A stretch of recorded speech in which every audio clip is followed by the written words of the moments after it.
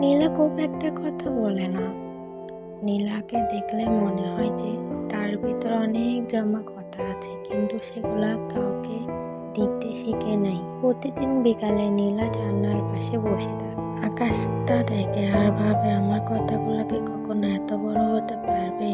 নীলা তাকে একটা ছোট্ট করে, তার ঘরের কোণে একটা টেবিল আছে, আর এর উপর আছে কয়েকটি বই, একটা পুরানো কলম, একটা খাতা আর কয়েকটা বুকমার্ক। তার আম্মু প্রায়ই বলে, তুই এত চুপচাপ থাকিস কেন? নীরা হেসে বলল, ভালো লাগে আম্মু, ভালো লাগে। চুপ থাকতে আমার অনেক ভালো লাগে।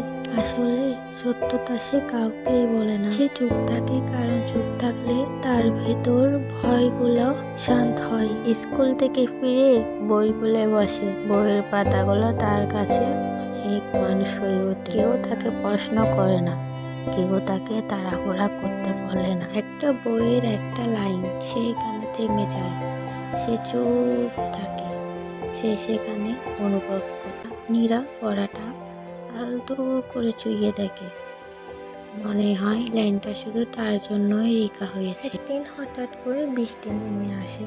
নীলা স্কুল থেকে ফিরতে ফিরতে ভিজে যায়, ভিজা চুল, ভিজা চোখ, কিন্তু সে কাঁদে না।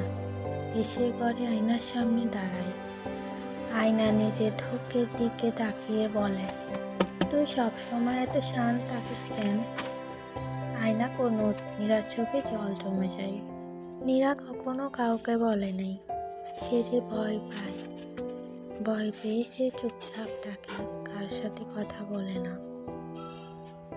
সে ভয় পায় তার কথা শুনে কেউ হেসে ফেলবে, সে ভয় পায় তার স্বপ্নগুলা বললে কেউ বলবে এটা সম্ভব না। নীরা সে একবার চেয়েছিল ক্লাসে কবিতা বলতে, যখন তার নাম ডাকে তখন তার গলা শুকিয়ে গিয়েছিল।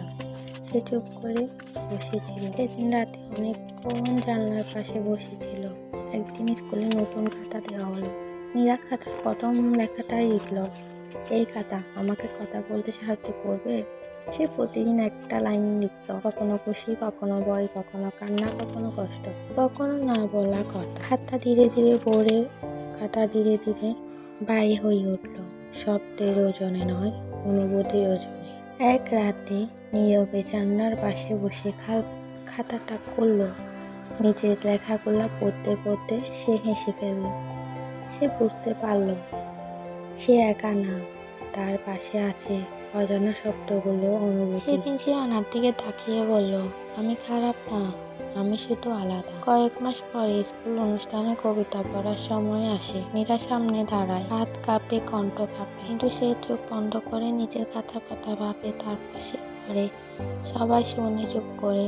কবিতা শেষে সবাই হাততালি দেয়। নীরা জানলার দিকে তাকায়, আকাশটা দেখলো খুব নীল আজকে। কিছু মেয়ে চুপচাপ থাকে কারণ তার শব্দের আগে নিজেকে বুঝে দিতে চায়।